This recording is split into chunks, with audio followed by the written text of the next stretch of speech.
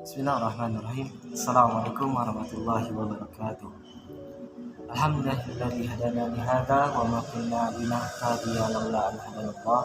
Asyhadu an la ilaha illallah wahdahu la syarika lah wa asyhadu anna Muhammadan abduhu wa rasuluh la nabiyya ba'da amma ba'd. Pertama, marilah kita senantiasa meningkatkan rasa syukur kita terhadap kehadiran Allah Subhanahu wa taala, di mana pada sampai hari ini kita masih diberikan kesehatan dan kenikmatan yang tak terhingga oleh Allah Subhanahu wa taala dari detik kita bangun tidur sampai tidur kita tidur kembali. Kita tidak dapat menghitung nikmat yang telah Allah berikan. Maka dari itu kita wajib bersyukur atas nikmat yang telah Allah berikan. Tak lupa salawat serta salam kita kepada suatu hasanah kita, suri tauladan kita, yakni Nabi besar Muhammad sallallahu alaihi wasallam, di qauli Allahumma shalli ala Muhammad wa ala ali Muhammad. Semoga kelak kita di kiamul akhir nanti mendapatkan syafaat dari beliau. Amin. Yang saya hormati dosen pengampu mata kuliah Fikih Muqarrar Ibu Siti Maheran LC/LLM dan teman-teman studi Hukum Keluarga Islam semester 5 yang saya banggakan. Baik, pada kesempatan kali ini dalam video yang saya buat sedikit dari argumen saya mengenai menyikapi pandangan dari perbedaan pandangan dalam permasalahan fikih. Baik teman-teman yang dirahmati oleh Allah Subhanahu wa taala,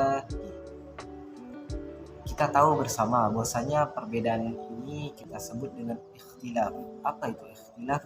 Itu asal kata ikhtilaf ini berarti adalah perbedaan atau keragaman yang ditujukan untuk menghasilkan kemudahan dalam ibadah atau harmoni dalam kehidupan. Jadi di sini kita dapat menyimpulkan bahwasanya ikhtilaf ini bukanlah perselisihan. Jadi ketika kita mendapatkan ayat-ayat di dalam Al-Quran yang menyebutkan mengenai ikhtilaf ini, pada umumnya ayatnya merujuk pada keindahan-keindahan dan harmoni dan kemudahan-kemudahan. Misalnya di dalam surah ketiga, yaitu Quran surah Ali Imran ayat 190. Itu yang berbunyi, A'udzubillahi minasyaitonirrajim.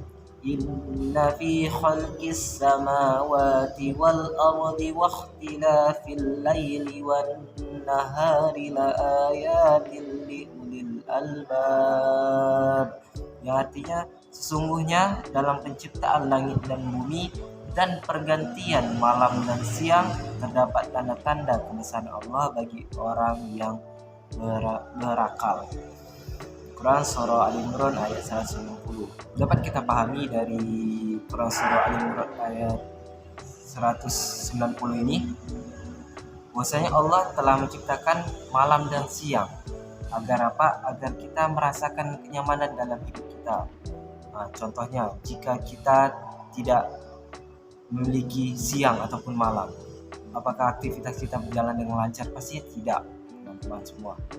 Jadi Allah telah menciptakan siang dan malam sebagai harmoni dalam kehidupan kita, sebagai kemudahan-kemudahan yang diberikan oleh Allah dengan menciptakannya siang dan malam seperti itu.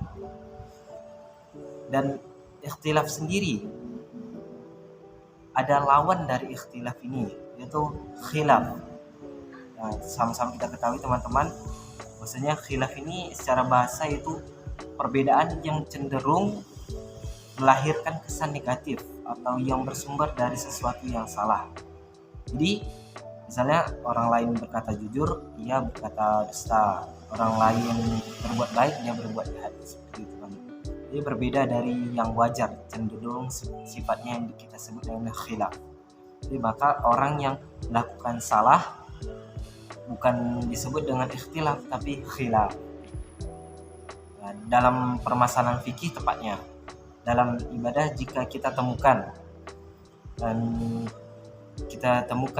keragaman dalil atau keberagaman di dalam ayat-ayat Al-Quran atau petunjuk-petunjuk yang benar dalam Al-Quran dan tuntunan Nabi SAW itu dalam hadis dan sunnahnya, maka semua keragaman ini sepanjang mengacu pada dalil-dalil yang sama, yaitu disebut dengan ikhtilaf. Jadi jika keragaman yang muncul tidak mengacu pada sumber-sumber nas Al-Quran yang sahih ataupun dalil yang tidak ada petunjuknya dan contohnya, maka itu dapat kita simpulkan berarti itu bukan ikhtilaf melainkan khilaf, seperti itu. Jadi jika ada seseorang melakukan ibadah berbeda dengan kita namun masih dalam konteks ikhtilaf, kita tidak perlu menselisihkan atau memperdebatkannya, karena itu dimunculkan untuk kemudahan, bukan untuk diributkan. Sama halnya seperti pakaian yang kita gunakan, kita tidak bisa memaksakan memakai pakaian kita ke orang lain karena size-nya berbeda ataupun orang lain tidak menyukai pakaian yang kita pakai, seperti itu. Jadi kita tidak bisa memaksakan pakaian apa yang kita pakai ke orang lain.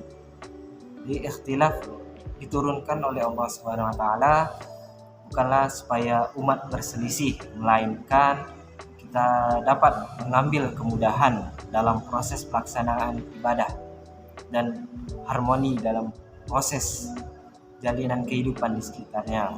Nabi SAW menyampaikan para sahabat tidak berselisih atas apa yang Nabi sampaikan. Begitu pula dengan tabi'in dan dilanjutkan para ulama-ulama tidak menselisihkannya. Maka dari itu kita sebagai umat Rasulullah SAW menerima atas perbedaan terhadap pandangan permasalahan fikih, tepatnya masalah fikih ibadah ini. Jadi jika teman ataupun orang lain berbeda terhadap permasalahan fikih dengan kita, sebaiknya kita menghargai, bukannya memperdebatkan atau menselisihkannya karena akan berbeda dengan kita. Mungkin itu yang dapat saya sampaikan, kurang lebihnya saya mohon maaf. Jika ada kesilapan dalam perkataan saya mohon maaf yang sebesar-besarnya, karena kebenaran hanya datang dari Allah SWT dan kesalahan datang dari saya pribadi. Unzur ma qala wa la tanzur ma qala. Lihat apa yang disampaikan, jangan lihat siapa yang menyampaikan. Terima kasih. Wassalamualaikum warahmatullahi wabarakatuh.